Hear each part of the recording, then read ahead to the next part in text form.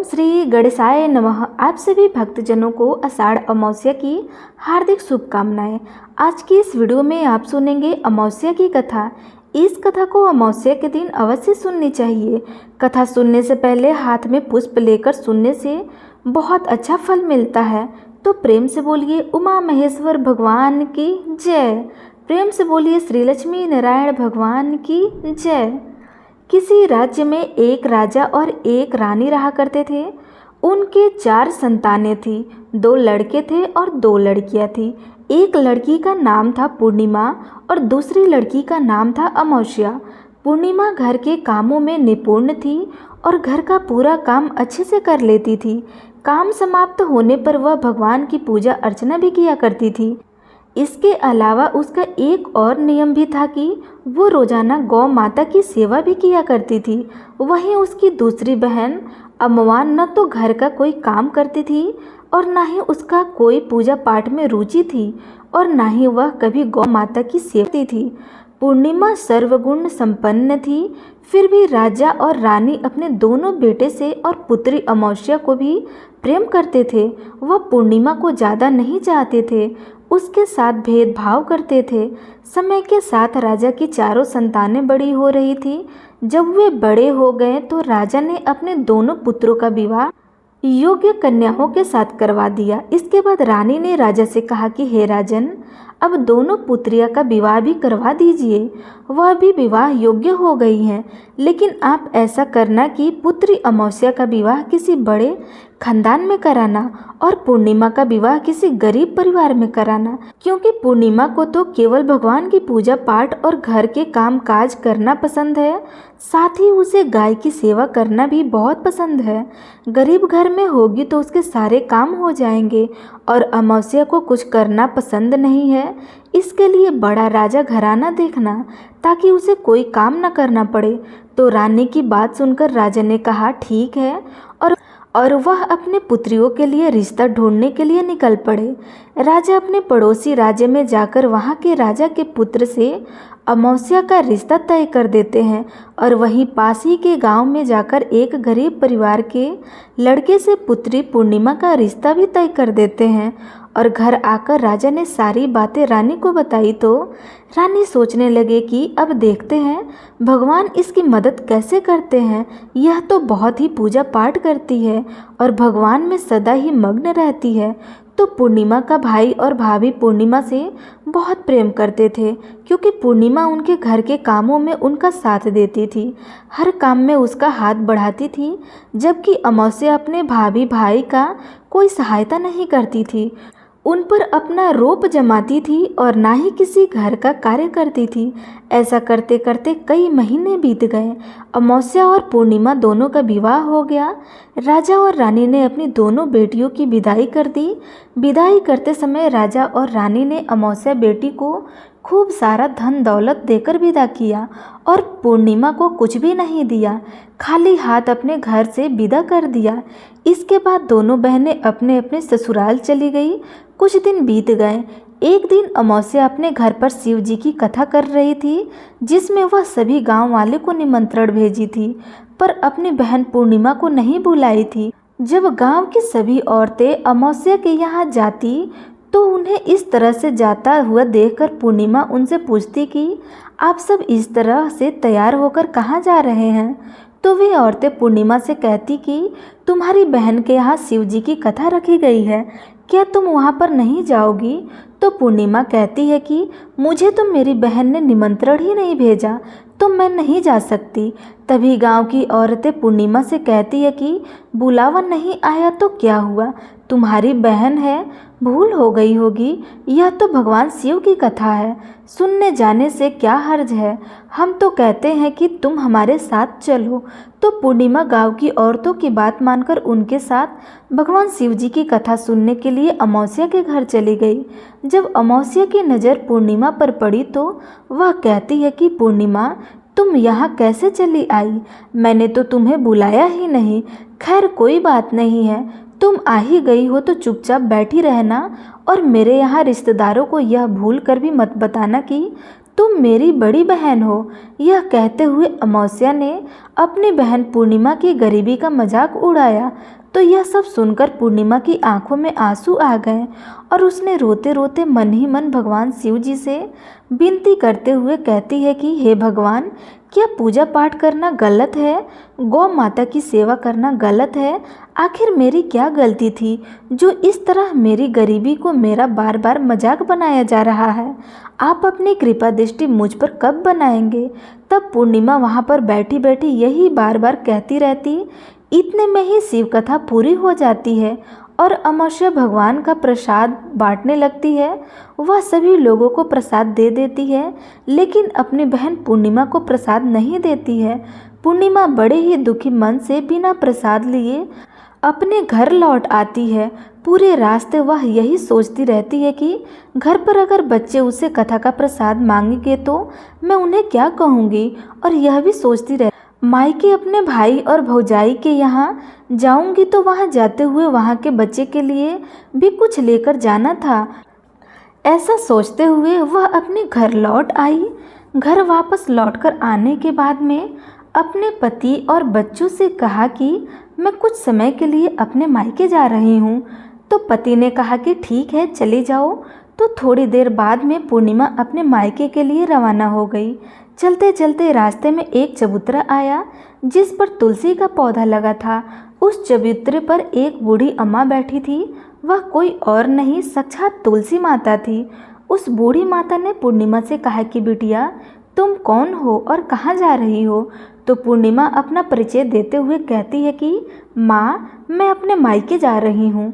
तो बूढ़ी औरत ने पूर्णिमा से कहा कि बेटी, यहाँ तुलसी का पौधा सूख रहा है, इसमें थोड़ा सा पानी डाल दो और इस चबूतरे को साफ कर दो, जिससे मुझे थोड़ी ठंडक मिलेगी। तो पूर्णिमा ने कहा कि ठीक है माँ, मैं तुलसी के पौधे में पानी डाल देती हूँ और यहाँ की साफ सफाई भी कर देती हूँ। तो पूर्णिमा ने साफ सफाई करने के बाद बूढ़ी अम्मा को भी नहला दिया। बूढ़ी अम्मा की सेवा भी, उनके पैर दबाए, हाथ पैरों में तेल की मालिश की, कंघी की और फिर पूछा कि माँ, मैं अब आपकी क्या सेवा करूँ? कोई और काम हो तो बता दीजिए, मैं कर दूँगी। तो बूढ़ी अम्मा कहती है कि बेटा, अब कोई काम नहीं है, तुम अपने मायके जाओ और वापस आते समय मुझसे फिर मिलते जाना। तो पूर्णिमा ने बूढ़ी अम्मा से कहा कि मैं जा रही हूँ, अब मैं जाती हूँ, लौट के आऊँगी तो तुमसे मिलकर ही ज़रूर जाऊँगी। ऐसा कह कर के पूर्णिमा वहाँ से चल पड़ी। कुछ समय आगे चलने के बाद में एक शिव मंदिर आया। वहाँ पर उसे एक बूढ़े बाबा मिले थे जो मंदिर के बाहर बैठे हुए थे। वह भी कोई और नहीं थे, भगवान भोलेनाथ स्वयं थे। बूढ़े बाबा ने पूर्णिमा से कहा कि बेटी, तुम कौन हो और कहाँ जा रही हो? तो पूर्णिमा ने अपना सारा परिचय बताते हुए कहा कि बूढ़े बाबा, आज मैं अपने मायके जा रही हूँ। तो बूढ़े बाबा ने कहा कि बेटी, मैं तो बूढ़ा हो चुका हूँ और मेरी आंखें की रोशनी भी ढंग से काम नहीं करती है। तुम ऐसा करो कि मंदिर की साफ सफाई कर दो और शिवलिंग पर जल चढ़ा दो और भोले शंकर जी के आगे एक घी का दीपक जला दो। तो पूर्णिमा ने कहा ठीक है बाबा। यह कहकर पूर्णिमा ने शिव मंदिर की साफ सफाई कर दी और भोले शंकर जी की विधिवत पूजा करते हुए बूढ़े बाबा से कहा कि बाबा, कोई और काम हो तो बताइए। तब बूढ़े बाबा ने कहा नहीं बेटी, अब तुम जाओ, वापस आते वक्त मुझसे मिलते हुए जाना। तो पूर्णिमा ने कहा कि ठीक है बाबा, अब मैं जाती हूँ, आते हुए तुमसे मिलकर ज़रूर जाऊँगी। तो ऐसा कह कर के वह वहाँ से आगे चल पड़ी। आगे चलते चलते पूर्णिमा को एक काली माता का मंदिर दिखाई दिया। वहाँ पर भी एक बूढ़ी अम्मा चबूतरे पर बैठी हुई थी। तो उस बूढ़ी औरत ने पूर्णिमा से कहा कि बेटी, तुम कौन हो और कहाँ जा रही हो? तो पूर्णिमा ने उस बूढ़ी औरत को भी अपना सारा परिचय दिया और बताया कि मैं अपने मायके जा रही हूँ। तो वह बूढ़ी औरत सुनकर यह कहती है कि बेटा, अच्छी बात है, लेकिन तुम ऐसा करो कि यहाँ पर पूजा पाठ करने के लिए तो सभी आते हैं, लेकिन मंदिर की साफ सफाई कोई नहीं करता है, इसलिए तुम इस मंदिर की साफ सफाई कर दो। और पूर्णिमा ने कहा कि ठीक है माँ जी। यह कहकर पूर्णिमा ने पूरे मंदिर की और चबूतरे की साफ सफाई कर दी और पूजा पाठ भी की और उस बूढ़ी माता का श्रृंगार भी कर दिया। बूढ़ी माँ के पैर दबाए और कहती है कि माँ जी, सारा काम हो गया, अगर मेरे लायक कोई और काम हो तो मुझे बताइए, मैं उसे भी कर देती हूँ। तो वह बूढ़ी अम्मा कहती है कि नहीं बेटी, अब तो तुम जाओ, लेकिन मायके से आते वक्त मुझसे मिलते हुए जाना। फिर पूर्णिमा कहती है कि ठीक है, और वह आगे चल पड़ी। आगे चलते चलते एक नदी आती है। वहाँ पर भी एक बूढ़ी अम्मा बैठी थी। वह कहती है कि बेटी तुम कौन हो और कहाँ जा रही हो और कहाँ से आई हो। तो पूर्णिमा उस बूढ़ी औरत को भी अपना पूरे परिचय देते हुए बताती है कि अम्मा, मैं अपनी मायके जा रही हूँ। तो बूढ़ी औरत पूर्णिमा से कहती है कि बेटी, यह तो अच्छी बात है, नदी पर स्नान करने तो सभी आते हैं, लेकिन यहाँ पर कोई साफ सफाई नहीं करता, इसलिए तुम ऐसा करो कि नदी के किनारे पर साफ सफाई कर दो। तो पूर्णिमा कहती है कि ठीक है माँ जी, और वो वहाँ की साफ सफाई में लग जाती है। सारी साफ सफाई समाप्त करके बूढ़ी अम्मा के पैर दबाती है और कहती है कि माँ जी, और कोई काम हो तो बताइए। तो वो बूढ़ी औरत कहती है कि नहीं बेटा, अब तुम जाओ, और जब मायके से लौट के आओ तो मुझसे मिलते हुए जाना। इस नाव में बैठकर नदी के दूसरे किनारे पर पहुंच जाओ। तो यह कहते हुए वह बूढ़ी अम्मा एक नाव की तरफ इशारा करती है। तो पूर्णिमा उस नाव में बैठ के नदी के दूसरे पार चली जाती है और वहां से अपने मायके के घर पहुंच जाती है। वहां पहुंचते ही पूर्णिमा के भैया और भाभी उसे देखकर बहुत ही खुश हो जाते हैं और वे पूर्णिमा की खूब खातिरदारी करते हैं, उससे खूब सारी बातें करते हैं और कहते हैं कि बच्चे को भी साथ लेकर आती तो कितना अच्छा होता। तो यह सब कुछ देखकर पूर्णिमा बहुत खुश हो जाती है और सोचती है कि कोई तो है जो मुझको इतना प्रेम करता है। इस तरह पूर्णिमा ने अपने मायके में कुछ दिन बड़ी हंसी खुशी के साथ बिताए और फिर अपने भैया भाभी से कहा कि मैं अपने ससुराल वापस जाना चाहती हूँ। तो उसकी भाभी ने उसके लिए एक बहुत ही सुंदर साड़ी दी और बच्चों के लिए थैले भरकर कपड़े, मिठाई और खिलौने दिए और साथ ही रास्ते में खाने के लिए भी कुछ चीज़ें रख दी और कहा कि तुम तो बहुत दिनों बाद आती हो, अब की बार बहुत ही जल्दी हमसे मिलने के लिए दोबारा आना। यह कहते हुए पूर्णिमा की भाभी ने पूर्णिमा के हाथ में एक थैला दे दिया और बड़ी ही हंसी खुशी के साथ उसे विदा कर दिया। इस तरह पूर्णिमा अपने ससुराल के लिए रवाना हो गई और उसी नदी के किनारे पहुंची और नाव में बैठकर दूसरे किनारे पर उतर गई। वहां उतरने के बाद वहां पर उसे वही बूढ़ी अम्मा मिली जो साक्षात गंगा मैया थी। उस बूढ़ी अम्मा ने पूर्णिमा को एक थैला दिया और कहा कि तुम इसे घर जाकर ही खोलना। अब पूर्णिमा के पास दो थैले हो गए, एक तो उसकी भाभी ने दिया था और दूसरा गंगा मैया ने दिया था। तो उन दोनों थैलों को लेकर जब वह आगे चल पड़ी तो चलते चलते फिर वहीं काली माता के मंदिर आया। वहाँ चबूतरे पर बूढ़ी अम्मा बैठी हुई थी जो साक्षात काली माता थी। बूढ़ी अम्मा के रूप में बैठी काली माता ने जब पूर्णिमा को आते हुए देखा तो कहा कि आ गई बेटा। तो पूर्णिमा ने कहा कि हाँ माँ जी, मैं आ गई हूँ, मैंने आपसे कहा था ना, मैं आते हुए आपसे ज़रूर मिलकर जाऊँगी। तो काली माता ने भी उसे एक थैला दे दिया और कहा कि तुम यह थैला अपने घर जाकर ही खोलना। अब तो पूर्णिमा के पास 3 थैले हो गए थे। तीनों थैले लेकर पूर्णिमा वहाँ से चल पड़ी। चलते चलते शिव जी का मंदिर आया जहाँ बूढ़े बाबा के रूप में स्वयं शिव जी विराजमान थे। बूढ़े बाबा ने पूर्णिमा से कहा कि बेटी आ गई। तो पूर्णिमा ने कहा कि हाँ बाबा, मैं आ गई। तो उन बूढ़े बाबा ने भी पूर्णिमा को एक थैला दिया और कहा कि बेटा तुम इस थैले को अपने घर जाकर ही खोलना। तो पूर्णिमा ने कहा कि ठीक है बाबा, और यह कहकर पूर्णिमा वहाँ से चल पड़ी। अब पूर्णिमा के पास 4 थैले हो गए थे। अब पूर्णिमा 4 थैलों को एक साथ लेकर कैसे जाती। तो उसने अपनी एक पुरानी साड़ी निकाली और सारे थैलों को उस साड़ी में रखकर बांध दिया। एक गठरी बना ली, सिर पर रखकर वो रवाना हो गई। चलते चलते उसे फिर रास्ते में तुलसी माता बूढ़ी अम्मा के रूप में मिली और कहती है कि पूर्णिमा तुम आ गई। तो पूर्णिमा कहती है कि हाँ माँ जी, मैं आ गई, मैंने आपसे कहा था ना, मैं आते हुए ज़रूर मिलकर जाऊंगी।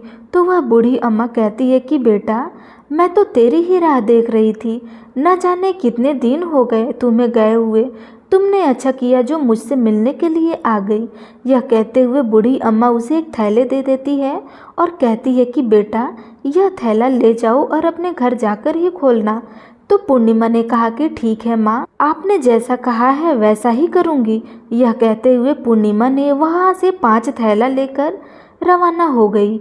अब एक गठरी सिर पर और एक थैला हाथ में लिए जैसे ही वह अपने ससुराल पहुँची थी है तो उसे देखकर उसके बच्चे बड़े ही खुश हो जाते हैं और कहते हैं कि माँ, मामा के यहाँ से क्या लेकर आई हो, हमें जल्दी से दिखाओ। हमें तो लगता है कि खूब सामान लेकर आई हो। अब की बार मामा ने हमारे खाने के लिए क्या भेजा है, हमें जल्दी से दिखाओ। तो पूर्णिमा कहती है कि बेटा थोड़ा सब्र करो। यह कहते हुए पूर्णिमा अपने सिर पर से गठरी को नीचे रखती है और उसे खोलते समय सबसे पहले अपने मायके का थैला खोलती है तो देखती है कि उसमें बच्चों के लिए अच्छे अच्छे कपड़े, खाने पीने का सामान, बच्चों के खेलने के लिए खिलौने और कुछ गहने भी रखे हुए थे। वह मन ही मन बहुत प्रसन्न हो जाती है और अपने भैया भाभी को खूब आशीष देती है। फिर पूर्णिमा कपड़े अपने बच्चों को दे देती है और खाने पीने की चीज़ें बच्चों को देकर अपने बच्चों का चेहरा निहारने लगती है। उसके बच्चे अपने जीवन में पहली बार इतना सब कुछ सामान देख रहे थे तो वे बहुत ही खुश थे। इसके बाद पूर्णिमा ने दूसरा थैला खोला जो गंगा मैया ने दिया था तो उसमें ढेर सारे जवाहर, सोने चांदी आदि थे। उसके बाद पूर्णिमा ने तीसरा थैला खोला जो उसे काली माता ने दिया था। उसमें बहुत सारा सोना और श्रृंगार का सामान भरा हुआ था तो यह देखकर पूर्णिमा बहुत ज़्यादा खुश हो गई। और फिर उसने चौथा थैला खोला जो भोले शंकर ने दिया था। वह थैला धन संपत्ति से भरा हुआ था, बहुत सारी खुशियाँ भरी थी। इसके बाद में पूर्णिमा ने 5वां थैला खोला जो उसे तुलसी मैया ने दिया था। उसमें चावल, दाल और 7 प्रकार की खाने की चीज़ें भरी हुई थी। अब पूर्णिमा के घर में किसी भी चीज़ की कोई कमी नहीं थी। उसका घर धन धान्य से भरा हुआ था और परिपूर्ण था। पूर्णिमा और उसका परिवार सुखपूर्वक जीवन व्यतीत करने लगा। तो पूर्णिमा के मन में एक दिन विचार आया कि क्यों न मैं भी शिव जी की कथा करवाऊं। तो उसने भी शिव जी की कथा का एक कार्यक्रम रखा और पूरे गांव वाले को निमंत्रण दिया। घर घर जाकर सभी लोगों को बुलावा देकर आ गई। पूर्णिमा अपनी बड़ी बहन अमावस्या के घर भी गई और शिव जी की कथा सुनने के लिए उसे न्योता दिया। तो अमावस्या ने जब पूर्णिमा को देखा तो वह सोचने लगी कि इतने गहने पहने हुए, इतने सुंदर वस्त्र पहन रखे हैं, इसका घर तो बहुत गरीब है, फिर इतना सब कुछ इसके पास कैसे आया, यह जानने के लिए उसके घर तो जाना पड़ेगा। यह सोचकर अमावस्या पूर्णिमा के घर शिव कथा सुनने के लिए आ गई। तो उसने देखा कि पूर्णिमा के घर में कोई चीज़ की कोई कमी नहीं थी। तो इतनी सारी धन दौलत देखकर अमावस्या आश्चर्यचकित हो गई और पूर्णिमा से पूछने लगी कि तुम्हारे घर में इतनी धन दौलत कहाँ से आई। तो पूर्णिमा ने कहा कि देखो बहन, तुमने शिव जी की कथा में मुझे नहीं बुलाया था, फिर भी मैं चली आई। तुमने मुझे प्रसाद तक नहीं दिया और मेरी गरीबी का मजाक उड़ाया था। इसके बाद मैं अपने घर आई और घर आते हुए मन में यही सोच रही थी कि अपने मायके जाऊंगी और बच्चों के लिए कुछ लेकर आऊंगी। तुमने तो मेरे बच्चों के लिए प्रसाद तक नहीं दिया, इसलिए मैं तुम्हारे यहाँ से आते ही मायके चली गई। यह कहते हुए पूर्णिमा ने उसके बाद जो घटना हुई वह सारी अमावस्या को बताई। यह सारी बातें सुनने के बाद अमावस्या कहती है कि तुम मुझे प्रसाद मत दो और मुझे खूब डांट लगाओ। तो पूर्णिमा कहने लगती है कि यह तो भगवान का प्रसाद है, मैं तो सबको दूंगी और तुम्हें भी दूंगी। इतना कहने पर भी अमावस्या ने प्रसाद नहीं लिया। वह बिना प्रसाद के सीधे अपने घर चली गई। घर जाकर अपने बच्चे और पति से कहने लगी कि मुझे मायके जाना है। तो उसके पति ने कहा कि कोई बात नहीं है, कुछ दिन रुककर चली जाना, अभी मुझे कोई काम है। तो अमावस्या ने अपने पति की एक नहीं सुनी और अपने मायके जाने लगी। जैसे ही वह मायके जा रही थी तो रास्ते में तुलसी माता चबूतरे पर बैठी हुई बूढ़ी माता के रूप में मिली। तो बूढ़ी माता ने अमावस्या से कहा कि बेटी, तुम कौन हो और कहाँ जा रही हो। तो अमावस्या ने अपना परिचय देते हुए कहा कि मैं अपने मायके जा रही हूँ। तो बूढ़ी अम्मा ने बोली कि बेटा, यह तो अच्छी बात है, पर तुम्हें ऐसा करो कि यह तुलसी का पौधा सूख रहा है, इसमें थोड़ा सा पानी डाल दो और इस चबूतरे की साफ सफाई कर दो। तो बूढ़ी अम्मा की इतना कहते ही अमावस्या ने गुस्से में आकर कहा कि बुढ़िया, तुम्हें दिखाई नहीं देता मैंने इतनी महंगी साड़ी पहन रखी है? साफ सफाई करूँगी तो यह गंदी हो जाएंगी और यहाँ आसपास पानी भी नहीं है। मैं कहाँ से पानी लाकर तुलसी के पौधे में डाल दूँ? तुम्हारे और तो कोई काम नहीं है। तुम ही ऐसा करो, आसपास कहीं पर पानी होगा, लाकर इस पौधे में डाल देना। ऐसा कहकर के अमावस्या वहाँ से चल पड़ी। चलते चलते शिव मंदिर आया। वहाँ पर भगवान शिव बूढ़े बाबा का रूप धारण करके बैठे हुए थे। उसे देखते ही पूछा कि बेटा तुम कहाँ जा रही हो? तो अमावस्या ने कहा कि मैं अपने मायके जा रही हूँ। तो बूढ़े बाबा ने कहा कि बेटा मंदिर की साफ सफाई कर दो और भोले शंकर की पूजा कर दो, आजकल मुझे थोड़ा कम दिखाई देता है।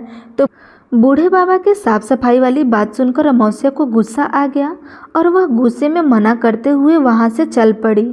आगे चलते चलते काली माता का मंदिर दिखाई दिया। वहाँ पर काली माता बूढ़ी अम्मा के रूप में बैठी हुई थी। तो अमावस्या को देखते ही काली माता ने पूछा कि बेटी तुम कौन हो और कहाँ जा रही हो? तो अमावस्या ने कहा कि मैं अपने मायके जा रही हूँ। तो वह बूढ़ी अम्मा बोली कि बेटी तुम मेरा एक काम कर दो, इस मंदिर में पूजा पाठ करने तो सभी लोग आते हैं लेकिन साफ सफाई कोई नहीं करता। तुम ऐसा करो कि मंदिर की साफ सफाई कर दो। तो अमावस्या इस बात पर भड़क पड़ी और कहने लगी कि ना तो मैं तुम्हारे इस मंदिर की पूजा पाठ करूंगी और ना ही इसकी साफ सफाई करूंगी। तुम मुझसे कह रही हो, इससे अच्छा तो यह है कि इस मंदिर की साफ सफाई तुम खुद कर लो, तुम्हारे और कोई काम नहीं है। ऐसा कह करके वह वहाँ से चल पड़ी। आगे चलते चलते फिर वही नदी आई। उसके किनारे पर भी एक बूढ़ी अम्मा बैठी हुई थी। उसे देखते ही बोली कि बेटा तुम कहाँ जा रही हो और कौन हो? उसने कहा कि मैं अपने मायके जा रही हूँ। तो बूढ़ी अम्मा ने कहा कि बेटा यह तो अच्छी बात है, तुम मेरा एक काम कर दो, इस गंगा नदी में स्नान करने तो सभी आते हैं पर इसके किनारे साफ सफाई कोई नहीं करता। तुम ऐसा करो कि यहाँ की साफ सफाई कर दो। तो बूढ़ी माई की इतना कहते ही अमावस्या को गुस्सा आ गया। उसने कहा कि तुम्हें दिखाई नहीं देता मैंने कितनी महंगी साड़ी पहन रखी है? मैं यहाँ के राजा की बेटी हूँ, मैं कोई नौकरानी नहीं हूँ जो तुमने कह दिया और मैं यहाँ पर सफाई करने लग गई। तो इस बुढ़िया अम्मा को भला बुरा कहते हुए अमावस्या जैसे ही नाव में बैठने लगी तो नाव में फूले की जगह कांटे भर गए, लेकिन वह अपने अधिक गुस्से के कारण उन कांटों से भरी नाव में बैठ गई। इसके पैर में कांटे बार बार चुभ रहे थे। जैसे ही वह दूसरे किनारे पर पहुंची तो वहां पर उतरकर वह अपने मायके चली गई। उसके पैरों में खून निकल रहा था। तो उसके भाई और भाभी ने उसे देखकर उसके पैरों के बारे में उससे कुछ नहीं पूछा और मन ही मन कहने लगी कि ना तो यह कोई काम करती है और ना ही बात मानती है, अब क्या कहना। पूर्णिमा तो हमारे कामकाज में हाथ बढ़ाती थी, यह तो कुछ करने वाली है नहीं। इससे ज़्यादा बातचीत करना ठीक नहीं होगा, बात नहीं करेगी तो जल्दी वापस चली जाएंगी। ऐसा सोचकर उन्होंने अमावस्या से ज़्यादा बातचीत तक नहीं की और जल्दी जल्दी खाना बनाया और खा पी कर वह सारे सो गए। अमावस्या जब सुबह उठी तो उसने अपनी भाभियों से कहा कि भाभी मैं ससुराल जा रही हूँ। तो उन्होंने कहा कि जाओ। तो अमावस्या बोली ठीक है, पूर्णिमा को तो आपने एक थैला दिया था और मुझे कुछ नहीं दोगी। तो भाई और भाभी ने कहा कि तुम जाओ, तुम्हारे थैला तुम्हारे घर पहुंच जाएगा। फिर अमावस्या वहां से चल पड़ी और चलते चलते नदी के किनारे पहुंची तो वहां पर गंगा मैया बूढ़ी औरत का माँ रूप धारण करके बैठी हुई थी। बूढ़ी माँ ने कहा कि आ गई बेटी? तो अमावस्या बोली हाँ मैं आ गई हूँ। कुछ देर तक अमावस्या वहाँ पे खड़ी रही तो बूढ़ी अम्मा ने उसे कुछ नहीं दिया। तो अमावस्या बोली कि पूर्णिमा को तो तुमने एक थैला दिया था, क्या मुझे नहीं दोगी? तो बूढ़ी अम्मा ने कहा कि तुम घर जाओ, तुम्हारे थैले तुम्हारे घर पहुंच जाएंगे। तो वह वहां से चल पड़ी। आगे चलने पर उसे काली माता मिली। उसे देखते ही अमावस्या से कहा कि मेरा थैला कहाँ है? तुमने पूर्णिमा को तो एक थैला दिया था। तो काली अम्मा का रूप धारण किए हुए बूढ़ी अम्मा बोली कि तुम अपने घर जाओ, तुम्हारा थैला तुम्हारे घर पहुंच जाएगा। तो यह सुनकर अमावस्या वहां से चल पड़ी। चलते चलते रास्ते में फिर वही शिव मंदिर आया। वहां पर भोले शंकर बूढ़े आदमी का रूप धारण किए हुए बैठे थे। उन्हें देखते ही अमावस्या बोली मेरा थैला कहाँ है? तो बूढ़े बाबा ने कहा कि तुम घर जाओ, तुम्हारा थैला तुम्हारे घर पहुंच जाएगा। तो अमावस्या वहाँ से आगे चल पड़ी। आगे चलते चलते उसे तुलसी माता बूढ़ी अम्मा का रूप धारण किए हुए वहाँ पर बैठी हुई मिली। तो अमावस्या को देखते ही कहा कि बेटा तुम आ गई। तो अमावस्या ने कहा कि हाँ मैं आ गई, मेरा थैला कहाँ है? पूर्णिमा को तो आपने थैला दिया था। तो अमावस्या की बात सुनकर तुलसी मैया ने कहा कि तुम अपने घर जाओ, तुम्हें तुम्हारा थैला वहाँ पर मिल जाएगा। तो अमावस्या वहाँ से जल्दी जल्दी अपने घर की ओर चल पड़ी।